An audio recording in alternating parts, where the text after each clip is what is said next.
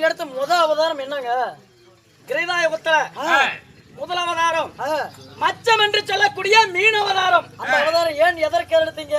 சோமுகாசுரனாகப்பட்டவன் என்னுடைய தொப்புள் உந்தி கமலத்தால் பிறந்த பிரம்மதேவனை படைக்க வைத்தேன். அந்த பிரம்மதேவனுக்கு 3 வேதங்களை கொடுத்தேன். உண்மைதான். அந்த 3 வேதங்களையும் தட்டி சென்று விட்டான் சோமுகாசுரன். பாதாள நடு கடலுக்குள்ள புகுந்து விட்டான்.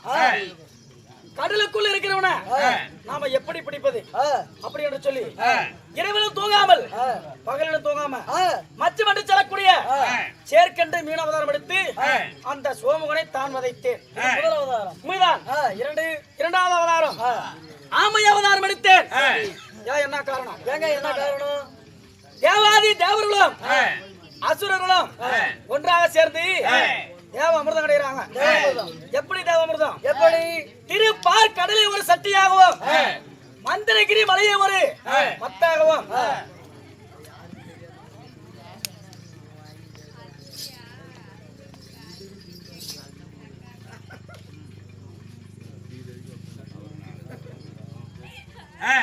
இப்படி அப்படியே தாங்க. திருப்பார் கடலை ஒரு சட்டியாகவும் மந்திரகிரி மலை ஒரு மத்தாகவும் ஆதி சேத்திரன் சொல்லக்கூடிய பாம்பை அணை கயிறாக திட்டித்து தேவரெல்லாம் ஒரு புறம் அசுரெல்லாம் ஒரு புறம் அந்த பாம்பின் தலைபுறம் அசுரர் பிடிக்கிறாங்க. பாம்பின் வால்புறம் தேவர்கள் பிடிக்கிறாங்க. என்ன காரணம்? என்ன காரணம்? ஒருவேளை அந்த பாம்பாகப்பட்டது அதாவது இழுக்கிறமில்ல அப்படி வலி தாங்காத முளைக்கு விஷத்தை கக்கினா அசுரர்கள் அழியட்டும், தேவர்கள் வாழலாம் என்று தேவரெல்லாம் வாழ்புறமோ அசுரெல்லாம் தலைபுறம் என்று அப்படியே நின்று நீண்ட தேவாமிர்தம் கிடைக்கிறாங்க. அப்படி தேவாமிர்தம் கிடையும் பொழுது தேவாமிர்தமாகப்பட்டது பொங்கி நிரம்பி வருகிறது. நண்பா, தேவாமிர்தம் கிடைக்கிறாங்க அல்லவா? அதாவது அந்த மந்திரகிரி மலையாகப்பட்டது அப்படியே கிழக்கு திசை அப்படியே மலை சாய்ந்தது. அப்படியே மலை சாயுது. மலை சாஞ்சா தேவாமிர்தம் கிடைக்க முடியாது. அப்படி என்று சொல்லி நான் ஆமையாக உருவம் எடுத்து அதாவது ஆமை முதுகு ஓட்டு இருக்குது அல்லவா, அந்த முதுகு ஓட்டினால் மந்திரகிரி மலையை தாங்கி பிடித்தேன். தேவாமிர்தம் நான் அடைந்தேன். இது இரண்டாவது அவதாரம். மூன்றாவது அவதாரம் பன்றி அவதாரம். பண்ணி அந்த அவதாரம் ஏன் எதற்கு எடுத்தீங்க? என்ன பண்ணுவோம்? பண்ணி நரவர்த்தீங்க. என்னப்பா பன்றியாக உருவெடுத்து இரணையாக்குதனை வதைத்தேன். உண்மைதான். இது மூணாவது அவதாரம். நாலாவது அவதாரம் நரசிம்ம அவதாரம். அந்த அவதாரம் ஏன் எதற்கு எடுத்தீங்க? நரசிம்மம் என்றால் எப்படி? அதாவது என்னுடைய மேனி எல்லாம் மனித மேனி, என்னுடைய சிரம் மட்டும் சிங்கத்தின் சிரம். அப்படி நரசிம்ம அவதாரம் எடுத்து இரணியனை வதைத்தேன். இது 4வது அவதாரம். 5வது அவதாரம் குள்ள பிராமணர் அவதாரம். பிராமண அவதாரம். ஆமா, பிராமண அவதாரம் எதுக்காக எடுத்தேன்? மாவலி சக்கரவர்த்தி ஆகப்பட்டவர் யார் ஒருவர் என்ன வந்து கேட்டாலும் சரி, எது கேட்டாலும் அப்படியே வாரி தருவாராம். பார்த்தோம் தேவர்கள் தேவராலேயே முடியாத மாவலி சக்கரவர்த்தி செய்கிறாரு அப்படி என்று சொல்லி, அதாவது 5 சிறுவயது அறியாத பருவம், கொஞ்சம் சிறுவயது குழந்தை பருவம், குழந்தையா போய் ஐயா மாவலி சக்கரவர்த்தி அவங்களே உங்களுக்கு என்ன வர வேணும் நான் நினைக்கிறேன். நீ எல்லாம் மாவலி சக்கரவர்த்தி ஆக முடியாது ஒரு நாளுக்கும். மாவலி சக்கரை கட்டிக்கிட்டு கேக்குறீங்க. சக்கரவர்த்தி கிட்ட கேக்குறீங்க. ஐயா மாவலி சக்கரவர்த்தி அவர்களே எனக்கு 3 அடி இல்ல தான வேணும்னு கேக்குறேன். அப்பொழுது மாவலி சக்கரவர்த்தி சொல்றாரு, கிக்கென்று கைத்தட்டி சிரிக்கிறார். என்னவென்று? இந்த குழந்தை கால்ல 3 அடி வந்தா என்ன வரப்போகுது, அப்படியே தரணும்னு சொல்லி உடனே சொல்லிவிட்டார். சொன்ன உடனே அண்டத்திற்கும் ஆகாயத்திற்கும் விஸ்வரூபம் எடுக்கிறேன். அண்டமட்டு ஓய் நான் அந்த இடத்துல அவரு செத்தான். ஓய் ஒரடியா வந்தேன். பிண்டமடி செல்லக்கூடிய இந்த பூமியை ஒரடியா வந்தேன். இருக்கிறதெல்லாம் வந்து விட்டேன். ஆமாங்க. இனிமே இருப்பது ஒரு அடி, இன்னும் ஒரு அடி நிலம். நான் எங்க இருப்பது என்று சொன்னேன். அதாவது இருப்பது என்னுடைய சிரம் மட்டும்தான். என்னுடைய சிரத்தில் வந்து கொண்டு சொன்னான். அப்பொழுது என்னுடைய பாதத்தை தூக்கி அவனுடைய சிரத்தில் சிரம் மீது வைத்து அவனை பாதாளம் சேர்த்தினேன். அப்படியே பூமிக்கு நடக்கிறீங்க. இது 5வது அவதாரம். 6வது அவதாரம் பரசுராமர் அவதாரம். தவதக்கிற மகாமுனிவருக்கும் ரேணுகா தேவிக்கும் அதாவது 4ஆம் போர் நான் பலராமனாக பிறந்தேன். பலராமனாக பிறந்து அதாவது என்னுடைய தந்தை சொன்னார், உன்னுடைய தாயினுடைய பத்தினித்தனம் நடந்து விட்டது. அதனால உன் தாயின் சிரத்தை அறுத்து வா அப்படி என்று சொன்னார். அவருடைய வார்த்தை கேட்டு என்னுடைய தாயாகப்பட்ட ரேணுகாதேவியுடைய சிரத்தை அறுத்தேன். மீண்டும் கேட்டேன், அப்பா போகும்போது நான் கேட்டேன் எனக்கு வரம் கொடுங்கள் என்று. அப்படி எனக்கு வரம் கொடுங்க அப்படி என்றேன். உனக்கு என்ன வரம் வேணும்? என்னுடைய தாயாருடைய சிரத்தை அறுத்து விட்டேன், என்னுடைய தாயாருக்கு உயிர் வர வேண்டும் அப்படி என்று கேட்டேன். அப்பொழுது அப்படியே வரத்தை தருகிறேன் அப்படி என்று சொன்னார். அப்படியே வரத்தை வாங்கிய உடனே அதற்கு முன்பதாக அதாவது என்னுடைய தாய நான் வீதி வழியாக துரத்தி போனவா, அப்பொழுது குருவன் குரத்தி வந்து என்ன தடுத்தினார். அதாவது தாயை வெட்டாதப்பா, தாயை வெட்டுறது ஒரு பெருத்த பாவம் அப்படி என்று சொல்லி என்ன வழிமறைத்தார். வழிமறைத்ததினால் அந்த குரத்தி தலையை வெட்டினேன், அந்த குருவன் தலையை வெட்டினேன், இருவருடைய சிரத்தை வெட்டி விட்டேன். ஆனால் அதாவது என்னுடைய தந்தையிடத்துல வரம் வாங்கி சென்றேன் அல்லவா, அப்பொழுது என்னுடைய தாயினுடைய சிரத்தை எடுத்து அந்த குரத்திக்கும் குரத்தினுடைய சிரத்தை எடுத்து என்னுடைய தாயினுடைய மேனியிலையும் உருவாக்கி உயிர் கொடுத்து விட்டேன். உயிர் கொடுத்த உடனே அதாவது தாயார் பார்க்கிறார், இப்படிப்பட்ட காரியத்தை செய்து விட்டியே அப்படி என்று. அப்பொழுதுதான் முக மாறி பிறந்ததினால் மாரியை நான் படைத்தேன். மாரியை நீங்க தான் படைச்சீங்க, மாரியை படைச்சுதான் நான் தான்பா. அப்படி இது வந்து கிரைதாய உத்தர திரிதாய யுகத்துல என்ன அவதாரம் எடுத்தேன்? என்ன அவதாரம் சொல்றவா?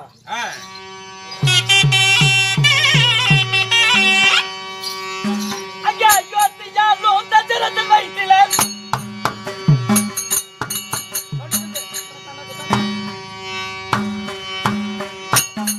ஐயா ராமராஜ் பிறந்து தென்னில கட்டினான் என்றேன். ஐயா பட்டி தலை ராமனை தான் அடித்தேன், தென்னில கட்டினான் என்றேன்.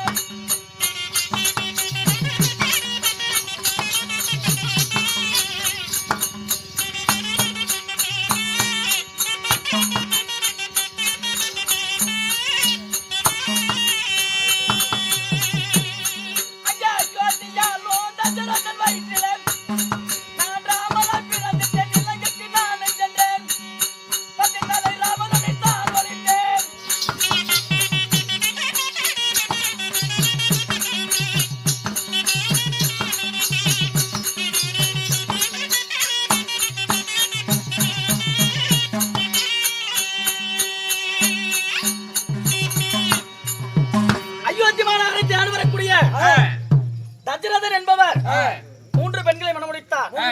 யார் யாரு? கோசலை, கைகை, சுமித்திரை என்று சொல்லக்கூடிய 3 பெண்களை மணமுடித்தார். 3 பெண்களை மணமுடித்து சில ஆண்டு காலமாக புத்திரவாக்கியம் இல்லாத அதாவது அவருடைய குருநாதர் கொடுத்த வரத்தினால் 4 தவ புதல்வர் பிறந்தோம். 4 பேர். ஆமா. யார் யாரு? ஸ்ரீராமர், லட்சுமணன், பரதன், சத்ருக்கன் அப்படி என்று 4 பிறந்தோம். 4 பிறந்தோம் அல்லவா?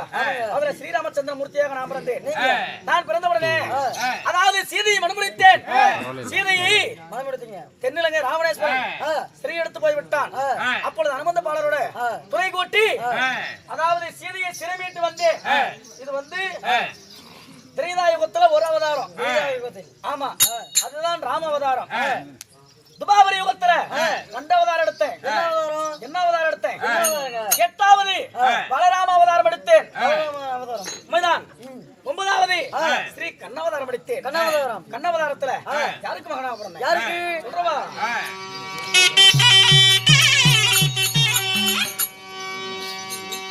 நண்பா, அதாவது கண்ணனாக அவதாரம் எடுத்தவா நான் யாருக்கு மகனாக பிறந்தேன்? யாருக்கு மகனாக பிறந்தீங்க? என்னுடைய தாயார் தேவகி ரோகிணி, என்னுடைய தந்தையார் வசுதேவன்.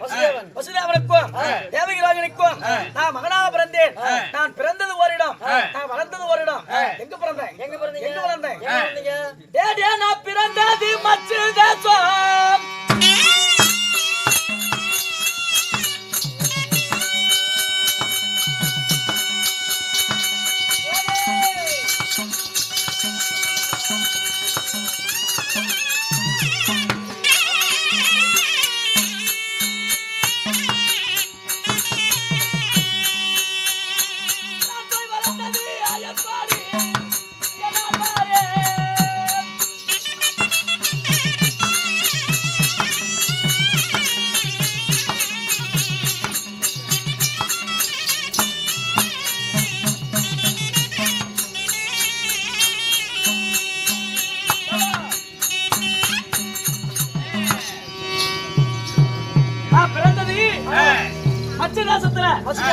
நான் போய் வளர்ந்தது ஆயர்பாடியில நான் வளர்ந்தாலும் ஆயர்பாடியில ஆறுக்கு தத்து முதல்ல வளர்ந்தேன். நந்த கோனார் என்பவருக்கும் அசோதை அம்மாவுக்கும் நான் தத்து புதல்வனாக வளர்ந்து வந்தேன். அம்மா அப்படி வளர்ந்து வந்தாலும் நண்பா என்ன நம்பி இருப்பது யாரு? என்ன நம்பாது இருப்பது யாரு? யாருங்க? யாரு தெரியுமா? யாரு?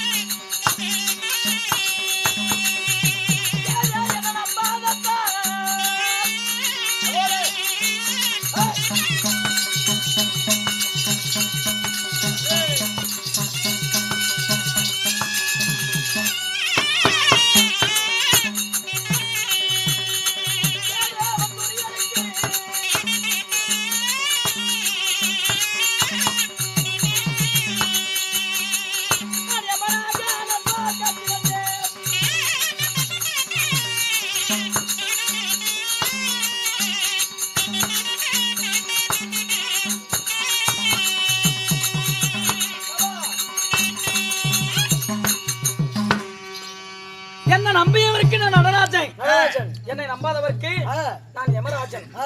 என்னை நம்பி இருப்பது என் அத்தை மக்கள் பாண்டவர்கள். பாண்டியராஜனுக்கும் குந்தி மந்தார தேவிக்கும் பிறந்தவர்கள் சரியாக ஐவராஜாக்கள். யார் யாரு? தர்மன், பீமன், விஜயன், நகுலன், சகாதேவன். ஐவர்களும் என்னை நம்பி இருப்பவர்கள். என்னை நம்பாத இருப்பவர்கள் திருதராட்டியனுக்கும் காந்தாரிக்கும் பிறந்த கௌரவர்கள் 100 பேரு. உண்மைதான். அவங்களும் அத்த மக்க, இவங்களும் அத்த மக்க தான். ஆனா தர்மனிடத்துல இது ஒரு தடமே இல்லைனாலும் சரி, இதுதான் தர்மனம் தான், தடமனம் தடத்துல பூந்து போவான். ஆனா துரியோதன கிட்ட நல்ல தடத்தையா காட்டி இதுதான் தடமனா எம்மால் நம்பிக்கையில போக மாட்டான். அப்படிப்பட்டவன். அதனால எங்க அத்த மக்கள் பாண்டவரை காத்து வந்தாலும் பாவி துரியன் செய்த வஞ்சகத்தினால், அதாவது எத்தனையோ வஞ்சகம் செய்தான். போகின்ற வழியில் பொய்க்குள் நட்டு வைத்தான். குடிக்கின்ற ஜலதனில் ஊரூசி உண்டு செய்தான். படுக்கின்ற பாய்களில பாம்புகளை விட்டு வைத்தான். இப்படி எத்தனையோ இன்னலுக்கெல்லாம் ஈடாக்கினான் துரியோதனை. அத்தனைக்கும் ஹரிராம கண்ணனுடைய கிருபையினால் தப்பித்து பிழைத்து வந்தார்கள். அது மட்டுமல்ல, ஒரு நாள் தினத்திலே துரியன் மகனாக விளங்கக்கூடிய லக்குரகுமாரனுக்கு பூணூல் திருமணம் என்று சொல்லி தந்திரமாக அழைத்து வந்தான். தந்திரமாக அழைத்து வந்து பங்குனால பகடையாடி பாதிநாட்ட புடங்கனா சூதனால சொக்கட்டமாடி நாடி நகரம் தமிழித்து செங்கோல் ஆளு படை அத்தனையும் புடிங்கி விட்டான் துரியோதனை. உப்பு சட்டி வரையோடு அத்தனையும் புடிங்கி விட்டான். அதனால பாண்டவர்கள், அதாவது பகடையில் தோத்த பாண்டவர்கள் மீண்டும் நாடாளுவதாக இருந்தால் என்ன செய்ய வேண்டும்? என்ன செய்வது? அப்படி என்று குரு பெரியவர் அமர வைத்து கட்டளையிட்டான். பகடியில் தோத்த பாண்டவர்கள் மீண்டும் காட்டை ஆள்வதாக இருந்தால் 12 ஆண்டு காலகம், ஓராண்டு அக்காதவாசம், 13 கழித்து வந்தால் பங்குள்ள பிரகாரம் பாண்டவருக்கு சேர வேண்டிய பாதி நடத்துறேன் அப்படி என்று சொல்லி துரியோதனன் கட்டளை இட்டான். குரு பெரியவர்கள் கட்டளை இட்டார் என்று சொல்லி அந்த கட்டளைக்கு இணங்கி காடே கதி என்று பாண்டவர்கள் 12 ஆண்டு காலகம், ஓராண்டு அக்காதவாசகம், 13 கழித்து வந்து பங்குள்ள பிரகாரம் பாதி நாடு கேட்க, அதாவது யாரும் போக கூடாது, அந்நியசில் யாரும் போக கூடாது அப்படி என்று பொதுவான மனிதன் நடப்பணும்னு சொல்லி உலகமா மகாமுனிவர் விட்டு நாடு கேட்கிறான். அப்பொழுது உலகமா மகாமுனிவர துரியோதனன் கேட்கிறான், நீ மாமனா மச்சானா மதியில் வந்தவனே, நீ யாரா வந்து நாடு கேட்கறதுக்கு? நாங்க பங்காளிங்க இன்னைக்கு அடிச்சு நாளைக்கு குடிக்குவோம், நீ என்னடா நாடு கேட்கற அப்படி என்று சொல்லி கழுத்தை பிடிச்சு வெளியே தள்ளி விட்டான். சரி, உலகமா மகாமுனிவர் இப்படி செய்து விட்டான் அப்படி என்று சொல்லி அல்லிக்கு வர்ஜனுக்கு பிறந்த அழகு விளேந்திரனை விட்டு நாடு கேட்டோம். அப்பொழுது நாடு கொடுக்க மறுத்து விட்டான். இறுதி முறையாக 3வது முறையாக ஹரிராம கண்ணம் போனேன், ஏப்பா பாண்டவருக்கு சேர வேண்டிய பாதி நாட்டை கொடுங்க அப்படி என்று கேட்டேன். நாடு கொடுக்க முடியாது என்று சொன்னான். அப்படி நாடு கொடுக்க முடியாத பட்சத்தில் 18 நாள் சண்டை பாரத போர்க்களம் துவக்கம் செய்யணும். இந்த 18 நாள் சண்டை, இந்த 18 நாள் சண்டையில யார் ஒருவர் வெற்றி பெறுகிறார்களோ அவங்களே அந்த நாட்டை ஆளட்டும் அப்படி என்று சொல்லி நான் அதாவது என்னுடைய வலது கரத்திலே கங்கணம் கட்டி வந்தேன். அதே போலவே நான் நினைத்தது போலவே நேற்று முதல் கர்ணனை மடித்ததுடன் 17 நாள் சண்டை முடிவடைந்தது. 17 நாள் சண்டை உண்மைதான். கர்ணனை மடித்து விட்டார் பாண்டவர்கள். 17 நாள் சண்டை நிறைவு பெற்றது. இன்றைய தினம் அடைந்தால் 18ஆம் நாள் சண்டை. 18ஆம் நாள் சண்டை போர்க்கலாம். அதனால பாண்டவர்களை நான் பார்க்க வேணும்.